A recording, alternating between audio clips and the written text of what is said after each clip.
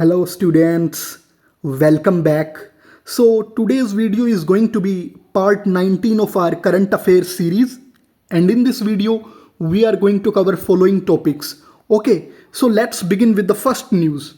It is related to coral reefs and titled as Philippines pioneers coral larvae cryobank to protect threatened reefs. We all know that coral reefs जो है ना, they are tiny marine animals and they have this ability to secrete calcium carbonate. ये marine animals होते हैं, है ना, और ये कैल्शियम कार्बोनेट से अपनी एक्सटर्नल लेयर बनाते हैं. ओके, सो हम इनके बारे में पढ़ते हैं that under the effect of climate change जो ये कोरल रीफ्स है ना, इनकी जो कॉलोनीज है वहाँ पे कोरल ब्लीचिंग इवेंट्स देखे जा रहे हैं. तो देखिए इनसे रिलेटेड जो न्यूज़ है वो ये है that Philippines has launched the world's first coral larvae cryobank to protect endangered coral reefs.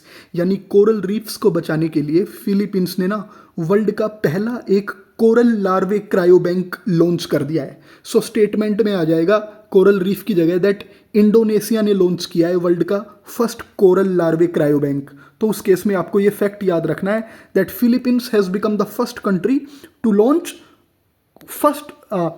है coral larvae cryobank to protect endangered coral reefs. अब ये क्रायोबैंक होता क्या है, ये क्या करेगा? ये जो कोरल लार्वा क्रायोबैंक है ना, ये कोरल रीफ्स की जो स्पीसीज होती है ना उनको लो टेम्परेचर में रखता है, उनको फ्रीज करके रखता है सो दैट कोरल लार्वे को प्रिजर्व किया जा सके. ओके, है ना, बहुत लो टेम्परेचर में उनको मेंटेन रखेगा सीड्स ऑफ कोरल्स को. जिससे क्या होता है, अगर इन फ्यूचर अगर कोरल रीफ्स जो हैं वो एक्सटिंक्ट होने की कगार पे आ जाएं तो उनको रिवाइव किया जा सके, है ना. नाउ ये जो फ्रोजन लार्वे है ना, इसको जब आप क्रायो बैंक में रखोगे ना तो वो वहाँ सेफ रहेगा and then it can be used to restore damaged reefs and preserve genetic diversity. ये मैंने आपको बता भी दिया है कि इसको क्यों स्टार्ट किया गया है, रिस्टोर करने के लिए डैमेज्ड कोरल रीफ्स को, सो दैट जेनेटिक डाइवर्सिटी भी प्रिजर्व की जा सके. Now this project is a part of an initiative to create similar cryobanks across the coral triangle. अब ये जो फिलीपींस ने लॉन्च किया है ना एक कोरल लार्वे क्रायोबैंक, दुनिया का पहला, ये उस इनिशिएटिव का पार्ट है जिस इनिशिएटिव के तहत अभी और भी ऐसे क्रायोबैंक्स एस्टैब्लिश किए जाएंगे इन कोरल ट्राइंगल. अब ये कोरल ट्राइंगल क्या है? ये जो कोरल ट्राइंगल जो है ना, इसके अंदर ये एक ट्राइंगुलर शेप का एक जोग्राफिकल रीजन है जिसके अंदर कई कंट्रीज आते हैं. Many countries fall under this region. जहाँ क्या है, ये वो जोन है जहाँ पे ना कोरल रीफ्स की जो प्रेजेंस है ना दैट इज़ वेरी रिच, है ना. तो देखते हैं ये कौन कौन से कंट्रीज हैं. देखिए अगर आप यहाँ देखते हैं ना, दिस इज़ योर इंडोनेशिया, है ना, this is Indonesia, this is your Papua New Guinea, है ना, साओ पोलो, ये जो भी रीजन है इसको मतलब आप बोल सकते हो मोटे तौर पे that this is coral triangle. दुनिया के सबसे ज़्यादा कोरल रीफ्स जो है वो इसी रीजन में है. तो इस रीजन को, जो ये कोरल ट्राइंगल है ना, इस रीजन को अमेजन ऑफ द सीज भी बोला जाता है. And this coral triangle covers 5.7 million square kilometres. Okay, इसकी ये क्या बोलते हैं, इतनी इसका जोग्राफिकल स्प्रेड है, इतना एरिया है इसका. नाउ कौन कौन से कंट्रीज है कोरल ट्राइंगल का पार्ट? अगर स्टेटमेंट में दे दे कि कोरल ट्राइंगल में केवल 3 कंट्रीज हैं तो वो गलत होगा. ट्राइंगल से आपको कंफ्यूज नहीं होना है. ये ट्राइंगुलर शेप का जो रीजन है ना, इसके अंदर काफ़ी कंट्रीज हैं. For example Indonesia, Malaysia, Papua New Guinea, Philippines, Solomon island and टिमोर Leste. Okay, तो आप इसको कैसे भी एक एक्रोनियम बना के याद रख सकते हैं that Indonesia, Papua New Guinea, Solomon Island. So this is IPS and आगे याद रख सकते हैं आप IPS then PMT, Philippines then Malaysia and then Timor Leste, IPS PMT. ऐसे करके आप एक एक्रोनियम बना लीजिए दैट ये जो कंट्रीज हैं they are part of coral triangle. And as I told you that ये रिचेस्ट मैरीन इकोसिस्टम है अर्थ के ऊपर. हमारी जो अर्थ है ना उसके ऊपर ये सबसे रिचेस्ट मैरीन इकोसिस्टम है. इसके अंदर मैरीन लेंसेज से देखें ना तो सबसे ज़्यादा जेनेटिक डाइवर्सिटी है मैरीन एनिमल्स की. वर्ल्ड की 75% of coral species coral triangle जो जोग्राफिकल रीजन है वहाँ मिलेगी, है ना. रीफ फिश स्पीसीज भी दुनिया की 1/3 वहीं पे हैं. And 6 of 7 marine turtle species are present there. अगर दुनिया में 7 प्रजातियाँ हैं कछुए की तो 6 तो आपको यहीं देखने को मिल जाएंगी. And the region is also rich in mangrove forests. लेकिन आपको जो फैक्ट याद रखना है ना फॉर योर प्रीलिम्स एग्जाम वो है कि फिलीपींस कंट्री ने लॉन्च किया है वर्ल्ड का पहला क्रायोबैंक क्रायोबैंक लार्वे, जहां कोरल को प्रिजर्व किया जाएगा। ओके, एंड कोरल ट्राइंगल के अंदर कौन कौन से कंट्रीज हैं। Now moving on to the technology, ये जो आपने कोरल क्रायोबैंक लॉन्च कर दिया है, कोरल लार्वे क्रायोबैंक, ये जो टेक्नोलॉजी है इसका क्या नाम है। सी, क्रायो प्रिजर्वेशन बोला जाता है। This technique is called as cryopreservation technology. Cryopreservation involves freezing coral larvae in liquid nitrogen. हमने ऊपर देखा था ना कि कोरल सीड्स होते हैं उनको लो टेम्परेचर पे मेंटेन किया जाता है। तो कोरल सीड्स जो होंगे ना, यानी इनका जो स्पर्म होगा उसको -196 डिग्री सेल्सियस इसके इतने टेम्परेचर पे इसको लिक्विड नाइट्रोजन के साथ डिसॉल्व करके रख दिया जाता है और वो फिर सुरक्षित रहते हैं, इन फ्यूचर उनका यूज हो जाए। सो ऐसा क्यों किया जाता है क्रायो प्रिजर्वेशन टेक के तहत, ताकि उनके डिक्लाइन को रोका जा सके, है ना। अगर एक्सटिंक्ट हो तो हम फ्यूचर में रिवाइव कर सकें उसको। तो आपको मेन जो याद रखना है वो है कि क्रायो प्रिजर्वेशन टेक्नोलॉजी किससे एसोसिएटेड है। नाउ जब क्रायो प्रिजर्वेशन टेक्नोलॉजी में आप उसको लिक्विड नाइट्रोजन में डिसॉल्व करके रख सकते हो ना, तो बाद में उस लार्वा को आप निकाल भी सकते हो, है ना, और रिवाइव भी कर सकते हो कोरल रीफ्स को, है ना। This I have told you, ये वही सेम बातें हैं। अब it is very important for your prelims कि कोरल रीफ्स जो हैं, जो कोरल्स हैं, उनका मोड ऑफ रिप्रोडक्शन क्या है। तो corals they reproduce both sexually and asexually reproduce. इसको ठीक कर लीजिएगा, रिप्रोड्यूस। अब स्टेटमेंट में आ जाए that coral reefs reproduce only sexually, केवल ये सेक्सुअली रिप्रोड्यूस करते हैं। No, sexually as well as asexually, दोनों तरीके से। नाउ कोरल रीफ्स का जो है ना, उनके जो सेक्सुअल रिप्रोडक्शन होता है ना, वो भी दो तरीके का होता है। One is called as brooding and the second one is called as spawning. अब जो ब्रूडिंग कोरल स्पीसीज है ना, they are internally brooding coral species के अंदर क्या होता है, जो एग और स्पर्म होता है ना, that is internally produced which fertilize and develop into planula larvae within the coral. For example ये मान लीजिए आपकी एक ब्रूडिंग कोरल्स हैं, ये ब्रूडिंग कोरल्स हैं, तो इनका जो एग और स्पर्म होगा ना, ये इंटरनली ही प्रोड्यूस होगा बॉडी के अंदर, और इसके अंदर जो प्लेन्युला होता है ना, उसको वो फर्टिलाइज कर देगा। बट जो स्पोनिंग कोरल स्पीसीज है ना, ये नाम है ब्रूडिंग और स्पोनिंग, ये सेक्सुअल मोड ऑफ रिप्रोडक्शन है ना, उसके अंडर आती हैं ये दोनों स्पीसीज। तो स्पोनिंग कोरल स्पीसीज क्या करती हैं, जो एग और स्पर्म अभी तक जो बॉडी के अंदर ही रखा जा रहा था ना, इंटरनली प्रोड्यूस हो रहा था, उसको ये वाटर कॉलम के अंदर रिलीज कर देते हैं। सो एक्सटर्नल फर्टिलाइजेशन होता है और फिर डेवलपमेंट होता है। ओके, तो इसको जब आप बार बार पढ़ेंगे ना, तो आपको क्लियर हो जाएगा कि ब्रूडिंग कोरल्स कौन से हैं और स्पोनिंग कौन से हैं। बस मेन डिफरेंस आपको फॉर योर प्रीलिम्स ये याद रखना है कि ब्रूडिंग कोरल स्पीसीज वो हैं जहाँ पे फर्टिलाइजेशन इंटरनली ही हो जाता है, एग्स और प्रोड्यूस इंटरनली प्रोड्यूस होते हैं, एंड स्पोनिंग कोरल स्पीसीज वो है जहाँ पे आपका एग एंड स्पर्म्स जो हैं वो एक्सटर्नल फर्टिलाइजेशन करते हैं, वाटर कॉलम में जाके बाहर रिलीज करेंगे एग और स्पर्म को।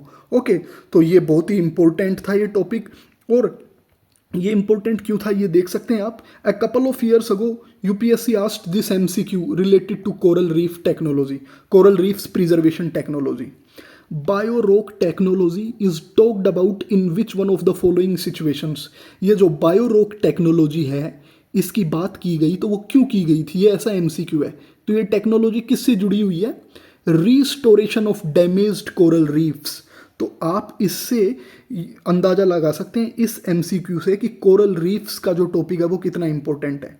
आपने ऊपर मैंने आपको बता दिया कि क्रायो प्रिजर्वेशन टेक्निक क्या है ना, लो टेम्परेचर पे कोरल लार्वा को प्रिजर्व रखते हो आप इन लिक्विड नाइट्रोजन। ओके, अब यहाँ बायोरोक टेक्नोलॉजी पे ऑलरेडी पूछ लिया है।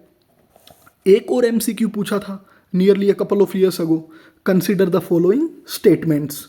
Most of the world's coral reefs are in tropical waters. Okay, more than one third of the world's coral reefs are located in the territories of Australia, Indonesia and Philippines, and coral reefs host far more number of animal phyla than those hosted by tropical rainforests. Which of the statements given above is are correct? अब आपको ये बताना है कि कौन सा statement इनमें से करेक्ट है। सी, अब देखिए आप, ये एमसीक्यू इसने पूछा, हमने जो अभी ऊपर पढ़ा है ना वहाँ से ही आप इसको सॉल्व कर लेंगे। कोरल ट्राइंगल में मैंने आपको बता दिया कि इंडोनेशिया, तिमोर लिस्टे, ऑस्ट्रेलिया का कुछ रीजन है ना, फिलीपींस है। तो यहाँ फर्स्ट स्टेटमेंट अगर आप देखते हैं, सेकंड स्टेटमेंट, तो इसमें बात हो रही है कि दुनिया की 1/3 कोरल रीफ्स तो इसी रीजन में है, ऑस्ट्रेलिया, इंडोनेशिया एंड फिलीपींस, और ये कोरल ट्राइंगल का पार्ट भी है। तो सेकंड बिकम्स राइट। अब जहां सेकंड नहीं है, that statement gets eliminated. Okay, अब most of the world's coral reefs are in tropical waters. अब आप इन कंट्रीज की लोकेशन देखोगे ना तो वो ट्रॉपिकल जोन में ही है। कोरल ट्राइंगल कंट्रीज जो हैं ये देखेंगे ना आप, इधर से तो इक्वेटर जा ही रहा है, तो ट्रॉपिकल जोन्स में ही फॉल करते हैं ये countries. So with this the first statement also becomes correct. अब कोरल रीफ्स ना ये ज़्यादा number of animal phyla host करते हैं देन ट्रॉपिकल रेन फॉरेस्ट। इसका मतलब है कि ट्रॉपिकल रेन फॉरेस्ट्स के ऊपर भी इतना एनिमल फाइला नहीं होता जितना कोरल रीफ्स में होता है। तो ये भी बिल्कुल करेक्ट बात है। सो करेक्ट आंसर था इस एमसीक्यू का डी ऑप्शन, 1 2 3 तीनों ही सही हैं। सी, बट इंपॉर्टेंट चीज़ हमें इन दोनों एमसीक्यू से जो सीखनी है ना वो ये है कि कोरल रीफ्स का जो टॉपिक है दैट इज़ फेवरेट टॉपिक, वो एवरग्रीन टॉपिक है यूपीएससी का। बहुत बार इसने क्वेश्चन पूछा है ना। एक क्वेश्चन और आया था कि इंडिया में कोरल रीफ्स कहाँ मिलते हैं। ये आपका होमवर्क है, आप मेरे को कमेंट सेक्शन में बताएंगे कि इंडिया के अंदर जो कोरल रीफ्स हैं वो कहाँ हैं, किस रीजन में, इंडिया के कौन से इलाके में आपको देखने को मिलेंगे। Now moving on to the next news that is titled as IUCN world conservation congress. देखिए, India's first red list of endangered species to be unveiled at IUCN world congress. IUCN world congress organize होने जा रही है in Abu Dhabi. Okay, Abu Dhabi. और इस IUCN की world Congress में India ने भी ये कहा है कि वो अपनी अलग से एक रेड लिस्ट निकालेगा। जैसे IUCN की रेड लिस्ट होती है ना, ऐसे इंडिया ने भी डिक्लेयर किया है कि हम भी हमारी एक अलग से रेड लिस्ट निकालेंगे एंडेंजर्ड स्पीसीज की। अभी वो निकाली नहीं है इंडिया ने, the report is yet to be released, but India बस अभी वो इंडिया ने डिक्लेयर किया है ऐसा। तो it is important to know IUCN world congress के बारे में हम जानें। सी, ये फैक्ट आपको याद रखना है that IUCN world congress is organised once every 4 years. Statement में लिख देगी UPSC that IUCN world congress is organised annually और बाइनियल, हर 1 साल में होती है या 2 साल में, but no, it is organised once every 4 years, 4 साल में एक बार होती है ना। और क्या ऑब्जेक्टिव होता है इसको ऑर्गेनाइज करने के पीछे? Just to set priorities and drive conservation and sustainable development action. केवल ऐसे कुछ गोल्स या ऐसे प्लान सेटअप किए जाएं जिससे हम क्या है कि बायोडाइवर्सिटी को, जो फ्लोरा फोना है, उसको कंजर्व कर पाएं। ये इसका कोर ऑब्जेक्टिव है। Next is IUCN world congress is also the largest market place for conservation and sustainable development science, practice and policy. यानी जो ये IUCN वर्ल्ड कांग्रेस है इसमें काफ़ी साइंटिफिक बैकग्राउंड से लोग आते हैं, दे फॉर्मुलेट पॉलिसीज, ओके, कि नेचर को, फ्लोरा एंड फोला को कैसे कंजर्व करना है। ये बेसिक बात बताई गई है यहाँ। बट प्रीलिम्स के लिए आपको यहाँ ये फैक्ट याद रखना है that India hosted the international union for conservation of nature Congress in 1969 in new Delhi. जो इंडिया ने IUCN की जो वर्ल्ड कंजर्वेशन कांग्रेस है ना, इसका जो एक सेशन हुआ था वो होस्ट किया है 1969 में। अगर प्रीलिम्स में आ जाए that India never hosted A session of IUCN world conservation Congress, तो वो गलत होगा। India hosted it in 1969 in new Delhi. और एक और जो आपको याद रखना है वो है कि इंडिया कब मेंबर बना था IUCN का? 1969 में ही। Since that year India has been a party to this grouping.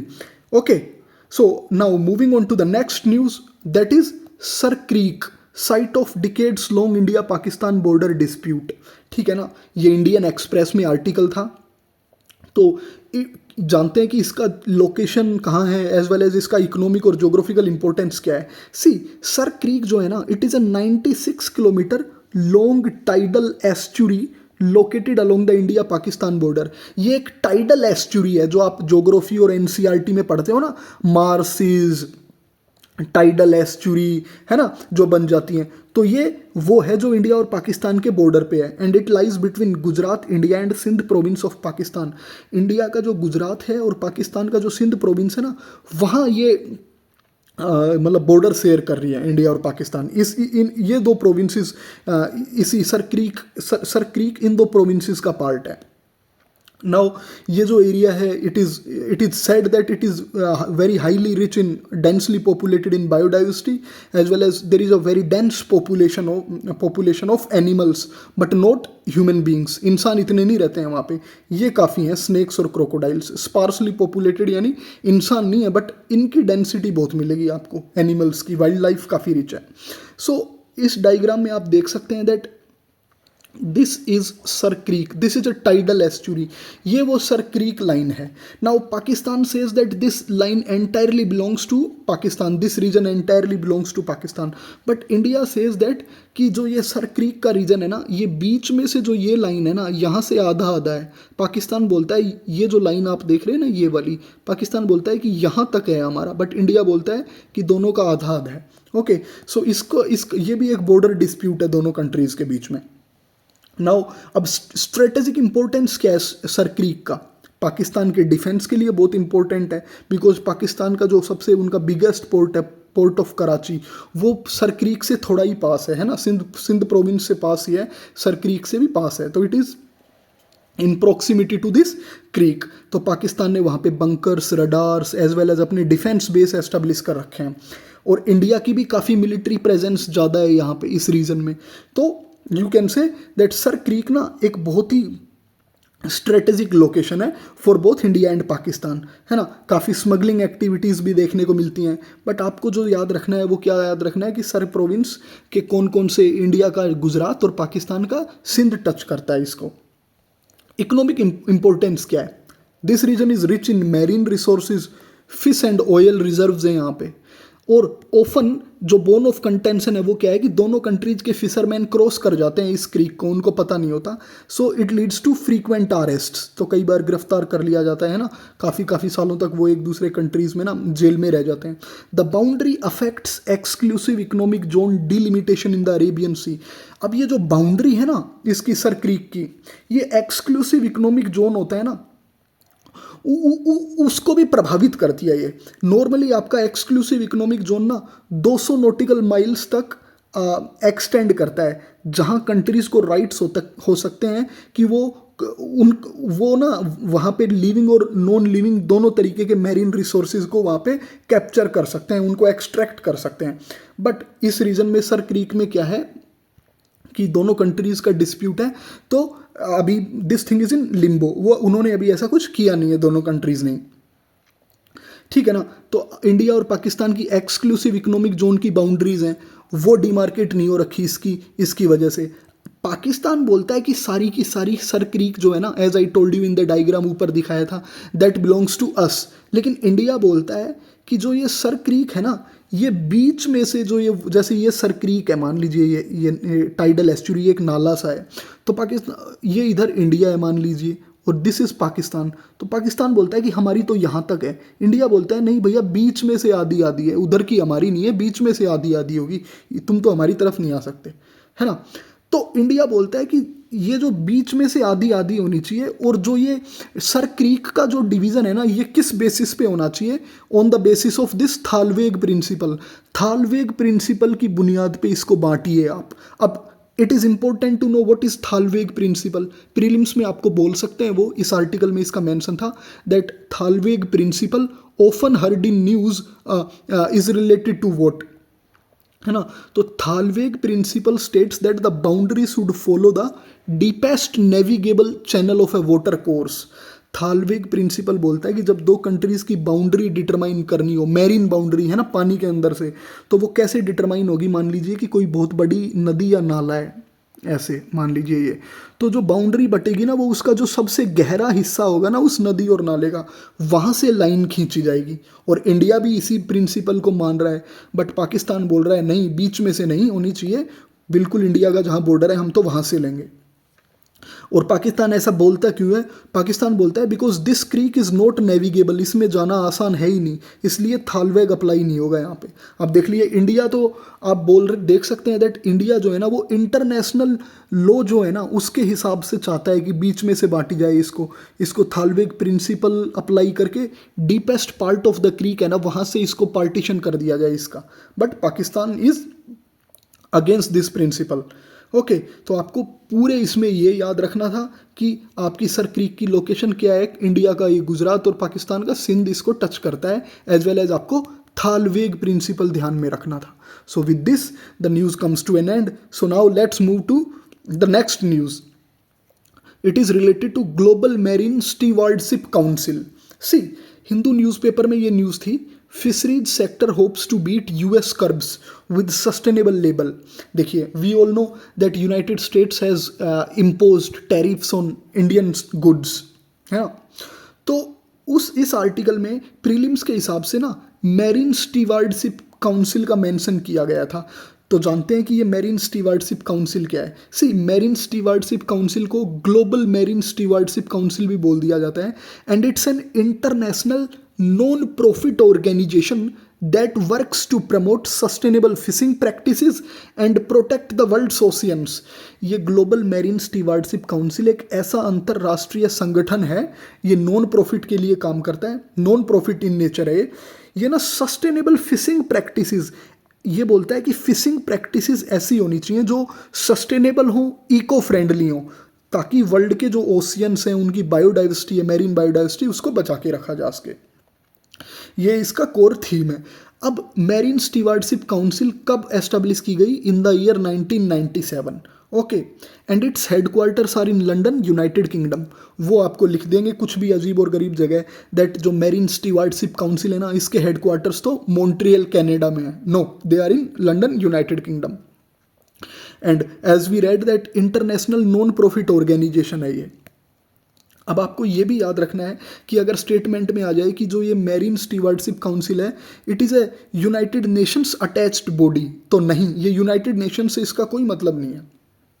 ये एक independent international non profit organisation है। ये क्या इंश्योर करता है? That seafood is caught in ways that are environmentally sustainable, socially responsible and economically viable. ये global marine stewardship council बोलती है कि जो सी फूड है ना, जो फिश पकड़ रहे हो आप, श्रिम्प्स कैच करते हो, इनको आप सस्टेनेबल तरीके से एक्सट्रैक्ट करिए, इको फ्रेंडली मैनर में। वही बात है जो ऊपर हमने देखी। India is associated with marine stewardship council. India भी ना मैरीन स्टीवार्डशिप काउंसिल से जुड़ा हुआ है, बट इंपॉर्टेंट क्या है, इंडिया इसका मेंबर कंट्री नहीं है ट्रेडिशनल सेंस में। वैसे इंडिया इसका ना ट्रेडिशनल सेंस में मेंबर कंट्री नहीं है, बट जैसे यूनाइटेड नेशंस के हम मेंबर हैं, बट जो ये मैरीन स्टीवार्डशिप काउंसिल के जो प्रिंसिपल्स हैं ना उनको हम फॉलो करते हैं। Our country abides by those principles, as well as हम इनके जो सर्टिफाई करते हैं ना, जिन जिन प्रोडक्ट्स को ये मैरीन स्टीवार्डशिप काउंसिल सर्टिफिकेशन देती है, इंडिया भी इनसे सर्टिफिकेट मांग लेता है कुछ प्रोडक्ट्स की, ताकि ट्रस्ट बढ़े, मार्केट एक्सेस मिले। ओके, एंड एक और जो आपको याद रखना है वो है दैट ये जो मैरीन स्टीवार्डशिप काउंसिल है ना, ये इंटर गवर्नमेंटल ऑर्गेनाइजेशन नहीं है। ये मैंने आपको बताया था ना, ये कोई world trade organisation, United Nations उनकी तरह इंटर गवर्नमेंटल ऑर्गेनाइजेशन नहीं है।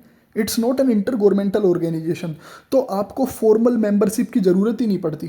देखिए, इसीलिए लिखा हुआ है कि इंडिया ट्रेडिशनल सेंस में मेंबर नहीं है, लेकिन हम मैरीन स्टीवार्डशिप काउंसिल से एसोसिएटेड हैं। वो तो हर कंट्री ऐसे ही है, ओके, क्योंकि ये इंटर गवर्नमेंटल ऑर्गेनाइजेशन नहीं है, ठीक है ना। तो ये आपको ध्यान रखना है कि इंडिया इनसे सर्टिफिकेट लेता है, as well as associated country है इंडिया इससे, इसके हेडक्वार्टर ध्यान रखने हैं आपको। देखिए, अब एक ये एमसीक्यू पूछा गया था in the year 2024 world toilet organisation पे। ओके, तो ये एमसीक्यू से मेरा आपको ये दिखाने का मतलब है कि कुछ भी किसी भी अजीब और गरीब तरीके के ना मल्टीलेटरल बॉडीज़ या ऑर्गेनाइजेशन या काउंसिल के बारे में पूछ लेता है, तो आप ध्यान रखेंगे कि ये मैरीन स्टीवार्डशिप काउंसिल क्या करती है और कहाँ इसके हेडक्वार्टर हैं। अब इस एमसीक्यू को देखते हैं। ये एमसीक्यू से मैं यही बताना चाहता हूँ आपको कि वो याद रखना है आपको। वर्ल्ड ट्रेड ऑर्गेनाइजेशन ना it is one of the agencies of the UN. See, this is wrong statement. World toilet organisation जो है ना, वर्ल्ड टॉयलेट ऑर्गेनाइजेशन, ये यूएन की एजेंसी नहीं है, so first gets eliminated. World toilet summit, world toilet day and world toilet college are the initiatives of this organisation to inspire action to tackle the global sanitation crisis. अब देखिए, अगर आपको ये पता भी नहीं था ना ये वाला स्टेटमेंट, तो भी आप कॉमन सेंस लगा सकते हैं कि वर्ल्ड टॉयलेट समिट और ये नॉर्मल चीज़ें तो ये ऑर्गेनाइजेशन करता ही होगा, सो 2 बिकम्स राइट, तो अब 3 भी एलिमिनेट हो जाएगा. अब आपको 3 का पता होना चाहिए. The main focus of its function is to grant funds to the least developed countries and developing countries to achieve the end of open defecation. देखिए, आमतौर पे ये जो वर्ल्ड टॉयलेट ऑर्गेनाइजेशन और ऐसा ऑर्गेनाइजेशन है ना, कभी न्यूज़ में सुनने को मिलता ही नहीं है, कभी नहीं सुनने को मिलता. और अगर ये सुना जाता ना, इंडिया में इतनी ओपन डेफिकेशन होती है ना, आज भी इतनी प्रैक्टिस की जाती है, तो इंडिया अगर ये कोई बहुत ज़्यादा एक्टिव ऑर्गेनाइजेशन होता तो इंडिया को भी फंड देता. और हमने कभी न्यूज़ में नहीं पढ़ा कि इंडिया ने या किसी दूसरे कंट्री ने इनसे फंड लिया हो या इसने किसी को दिया हो.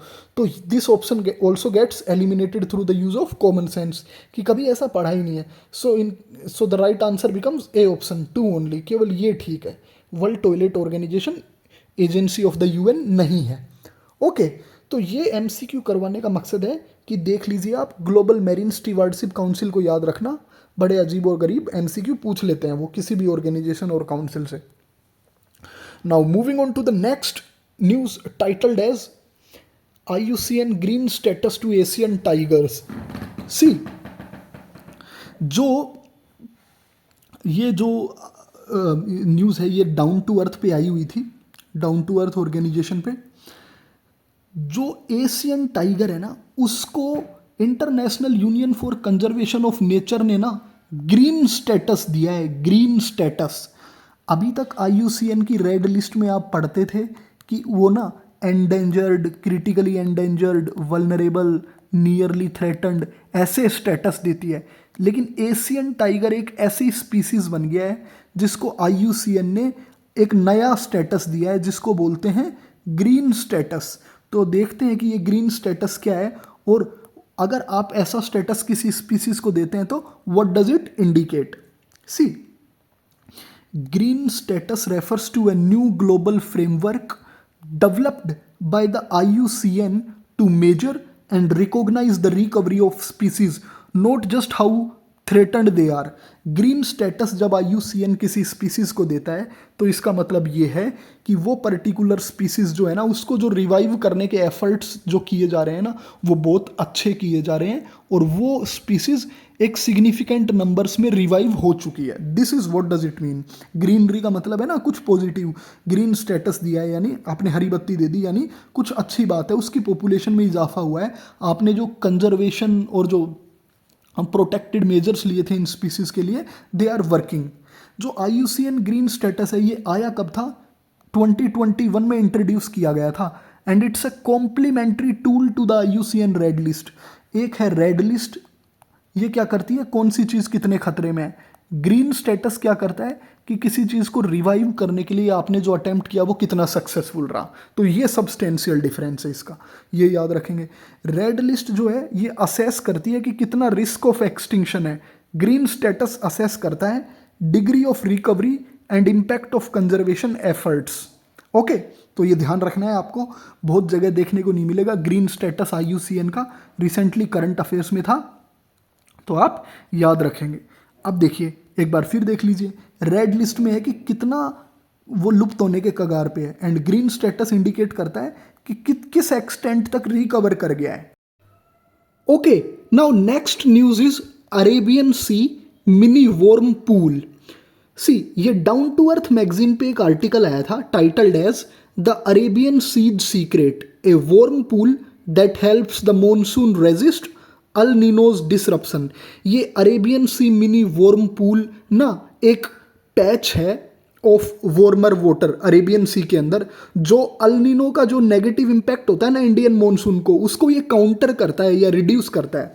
सो first we will understand what is this El Nino, then we will understand Arabian Sea mini warm pool क्या है. See, El Nino is a periodic warming of the central eastern Pacific ocean.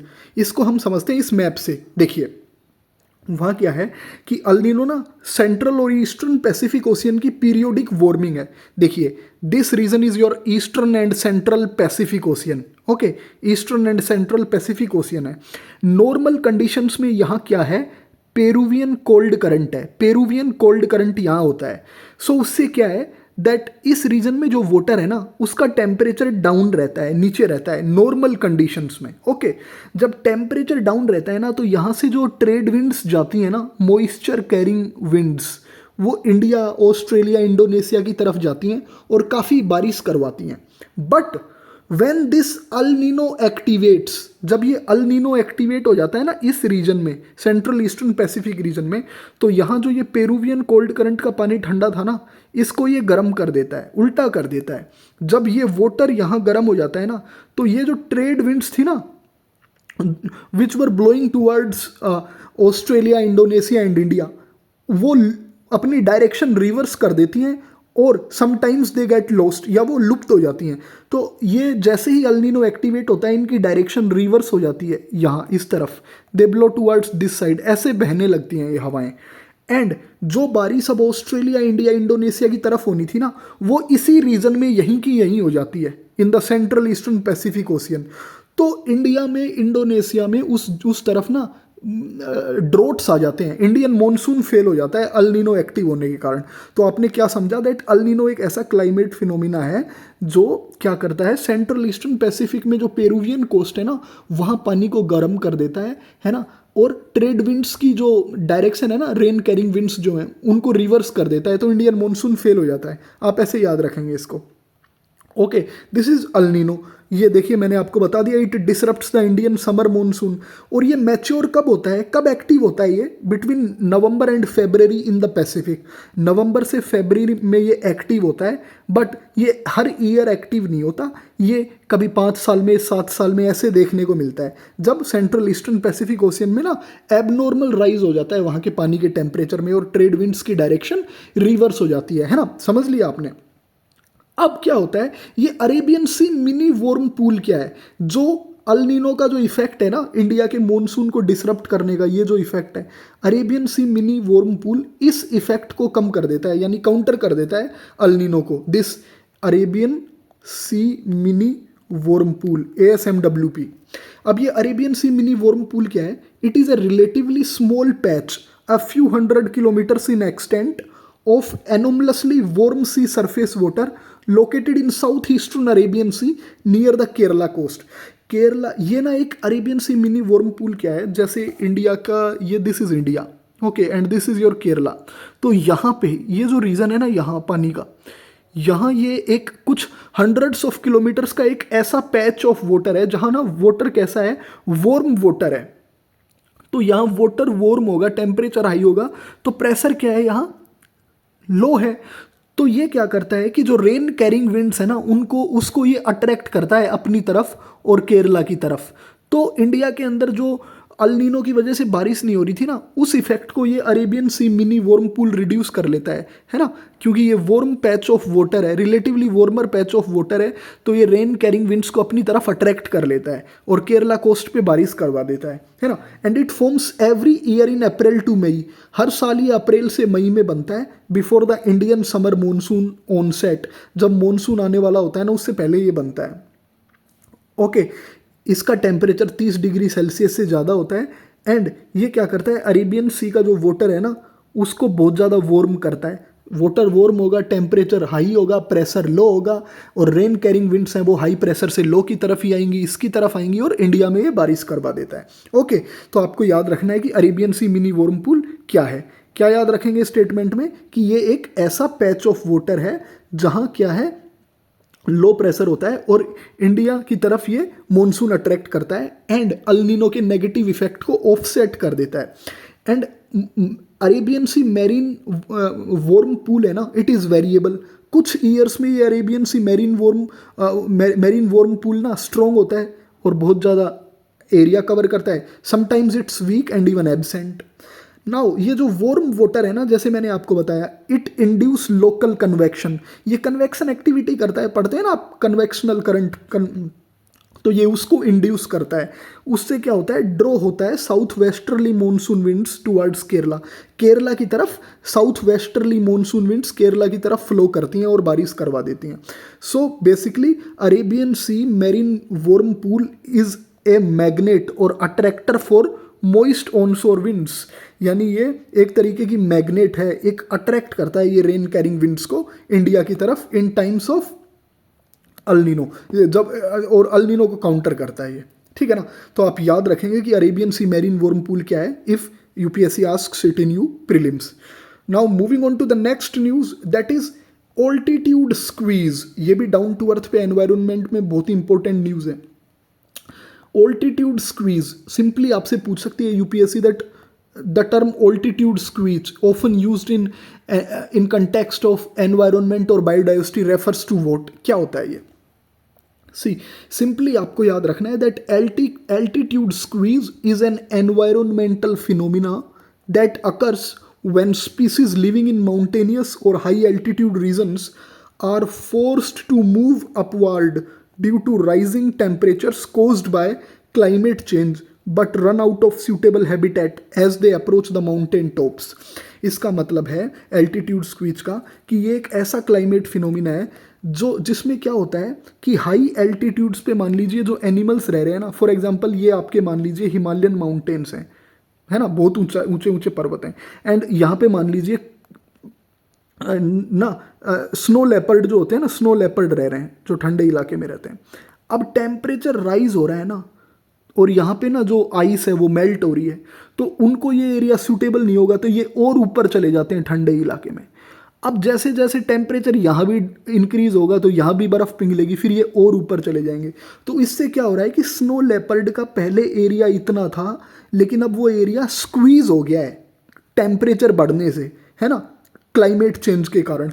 तो snow leopard के लिए या उन similar species के लिए जो हायर लैटिट्यूड्स में रहती है ना, हायर माउंटेनियस रीजन्स में, उनके लिए एरिया अवेलेबिलिटी रिड्यूस हो जाती है। इसी को ऑल्टीट्यूड स्क्वीज बोलते हैं कि रिडक्शन हो गया है, अब जितना वो एरिया में रह रहे थे ना वो कम रह गया है अब उनके लिए एरिया। ओके, तो आपको याद रखना है what does it mean, what is the meaning of altitude squeeze. Now moving on to the next news, that is military exercise. British and Indian warships begin 4-day maritime exercise Konkan in Indian Ocean. देखिए एक naval exercise चल रही है, बस आपको ये याद रखना है, कोल्ड एज एक्सरसाइज कोंकण। ये नेवल एक्सरसाइज है इंडिया और यूनाइटेड किंगडम के बीच में, and this exercise was started in the year 2004, 2004 में शुरू हुई थी, and it's a biennial event. Statement में आ जाएगा कि इट इज़ एन एनुअल और 5 ईयर में होता है या 2 ईयर्स में होता है या क्या, तो आप याद रखेंगे it is a 2 years biennial, 2 सालों में एक बार होता है ना। It is organised in every 2 years, तो ये छोटा सा फैक्ट भी आप याद रखेंगे। Okay, now moving on to the next news, these news pertains to places in news. देखिए यूपीएससी का फेवरेट टॉपिक है places in news. Every year it asks questions pertaining to conflict prone regions. तो देखिए Thailand और Cambodia के बीच में ना अभी न्यूज़ आर्टिकल्स थे, उनके बीच में ना लड़ाई चल रही है, तो आपस में ना बॉर्डर स्किर्मिसेस हैं दोनों कंट्रीज़ के बीच में। तो आपको कुछ उनके प्रोविंसेस का नाम ध्यान रखना है, मैच द फॉलोइंग में हाई प्रोबेबिलिटी है क्वेश्चन आ जाए। This is Thailand, this is Cambodia. So Oddar Meanchey Preah Vihear temple, है ना, ये है कंबोडिया के अंदर। तो कंबोडिया के अंदर क्या है, Oddar Meanchey and Preah Vihear. Thailand की जो टेरिटरीज हैं they are Buriram, Surin, Sisaket, Ubon, Ratchathani. Okay, तो इन नाम को आप याद रखिएगा, बिकॉज वो सामने लिख देगा थाईलैंड और दूसरी तरफ नाम लिख देगा ओडार मैंची, तो वो रॉन्गली मैच्ड हो जाएगा, कंबोडिया का नाम दे देगा, है ना। तो ये कन्फ्लिक्ट प्रोन जोन्स हैं जो काफ़ी मतलब यहाँ पे काफ़ी एयर स्ट्राइक्स और काफ़ी मतलब लार्ज स्केल पे किलिंग्स हो गई थी due to border dispute between these 2 countries. तो आप ये याद रखेंगे। Now Middle East is also the favourite topic of UPSC and we all know Gaza peace plan आया है। तो आपको फिर जैसे ये दिस इज इजराइल, तो ये जो गाजा पीस है, जो गाजा स्ट्रिप है ना, उसके जो रीजन है उनको आपको याद रखना है। This is Beit Hanoun, Gaza City, Deir al Balah, है ना, this is Khan Younis, this is Mawasi, this is Morag corridor, this is Rafah, okay, and this is Kerem Shalom crossing. So match the following में वो एक तरफ लिख देंगे खान यूनिस और दूसरी तरफ लिख देंगे ईरान, तो वो गलत होगा। ये कहाँ पे है? गाज़ा स्ट्रिप के ऊपर है। ओके, तो ये जो जितने भी एरियाज़ हैं ना इस पूरे मैप के अंदर, आप याद रखेंगे। गाज़ा पीस प्लान जब आया है, जब ये काफ़ी न्यूज़ में रहे हैं, तो वेरी हाई प्रोबेबिलिटी है ना कि ये पूछ लिए जाए आपसे प्रीलिम्स में। Okay students, so with this the video comes to an end here. आप मेरे चैनल को सब्सक्राइब करें, वीडियो को ज़्यादा से ज़्यादा लाइक करें। Thank you students and have a good day.